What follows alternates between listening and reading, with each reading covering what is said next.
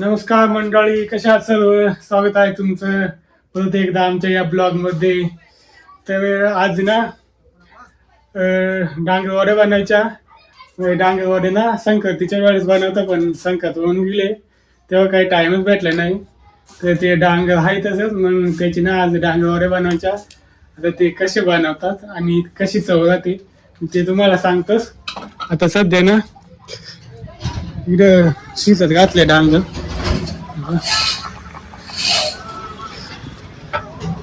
डांगर शिजले का मग पुढची काही रेसिपी कशी बनवतात ते मी तुम्हाला दाखवतोच. तुम्ही व्हिडिओ पूर्ण पहा आणि नवीन असेल तर एखादा सबस्क्राईब करून टाका. तर चला दाखवतो मी पुढे. डांगर शिजवून घालता आणि कोरडा व्हायला ठेवलं तर कोरडे झाले. ते डांगर बनवणं गुळ लागत आहे. गुळ घेतलं किसून. आता ते साल्ट येतं ना त्या कडू राहिली पण कशी करे लागता वज वज.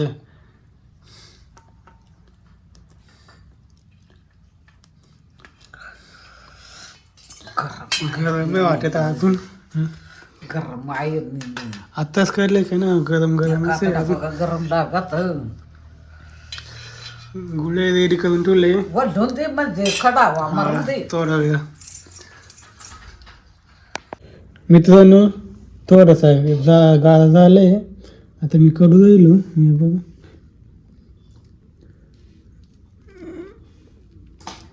आणि असं करायला लागत तर मास मास तसंच राहतं.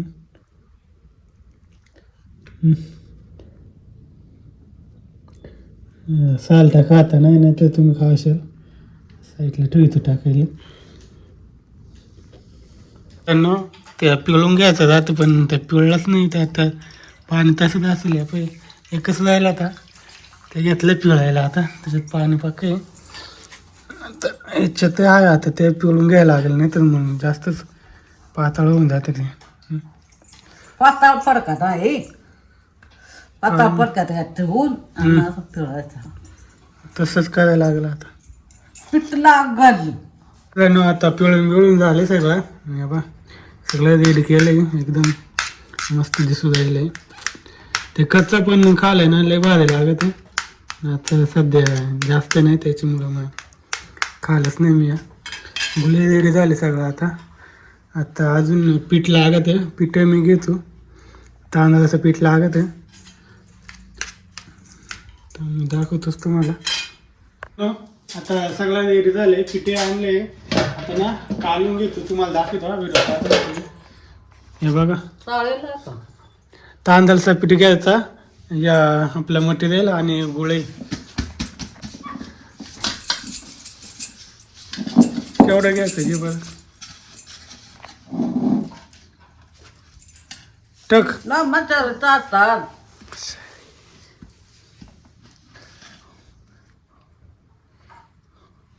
हे बघा तांदळाचं पीठ घेतले. किती टाकू? टक ना अजून जास्त होईल ना.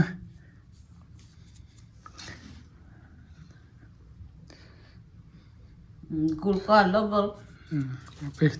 पीठ टाकून झाले. गेलं. गुळ घेऊ राहिलो.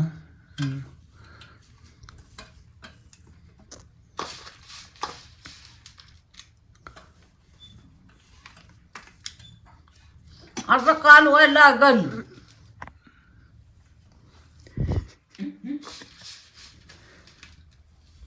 बस का बस का काय गुळे झाले टाकून. आता असं टक थोडं. मिक्स करून घ्यायला लागत वाटेल. बस आता असं कालू ना. आता कालवायला लागल. हे बघा मित्रांनो असा कालवायला लागल. मी मच्छर लावली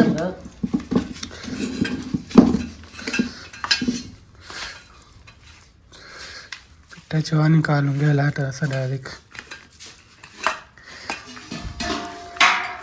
गावाकडे लय वेगवेगळ्या प्रकारच्या रेसिपी बनवता. मी तुम्हाला आता पुढे दाखवतच जाईल. तुम्ही तोपर्यंत सबस्क्राईब करून टाका. असेच वेगवेगळ्या पद्धतीच्या व्हिडिओ येत राहतील. आणि तुम्हाला व्हिडिओ कशा वाटतात, चांगले आहेत का नाही, काही बदल करावा त्याच्यात ते पण तुम्ही कमेंट करून नक्की सांगा. पीठ कमी झालंय वाटत, पीठ अजून टाकायला लागेल. त्या मगाशी पडला नव्हतं ना त्याच्यामुळं पाणी राहिलेच थोडं. मित्रांनो आता ना कालू नाही झालंय बा, एकदम भारी झाले. आता थोडं वेळ ना भिजत म्हणजे तसंच ठेवायला लागत. त्या पीठ टाकलंय ना मग ते थोडंसं भिजायला लागेल ना मिक्स करायला. मग ते आता 5-10 मिनिट ना त्या ठेवून दे तुम्ही थोडं वेळ, मग थोड्या वेळाने तळायला लागेल. तर बघ झाकून ठेवू राहिलं थोडं वेळ, बिनून राहिलं सगळं त्याच्यात झाकून ठेवलं. आता गॅस पेटवी तू कढई आणि तू तेल तापट होतो. आता ना तेल तापले, टाक बरं टाकून बाई थोडंसं.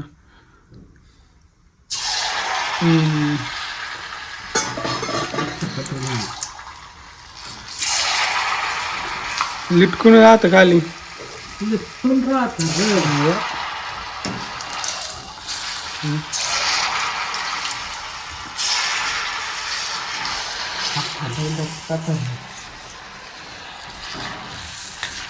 बघा टाकाय घेतलंय एवढी काढल्या तर सुरुवातीचं तेल जास्त तापलं त्या जळून गेल्या. अजून पिठलं भरपूर होतील, असे हलवून घ्यायला लागतं ना, कसं मुलं लटकून जातात. नवीन रेसिपी.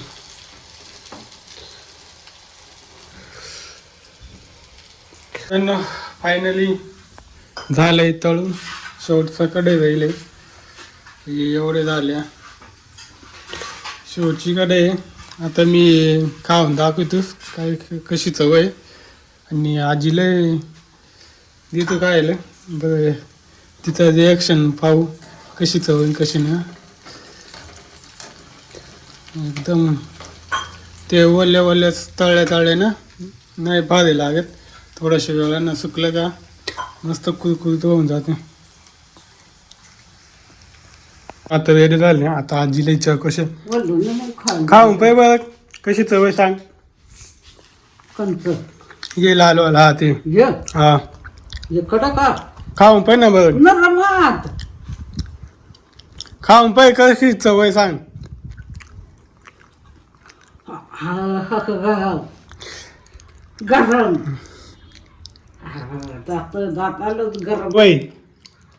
कशी लागत चांगलं आहे का.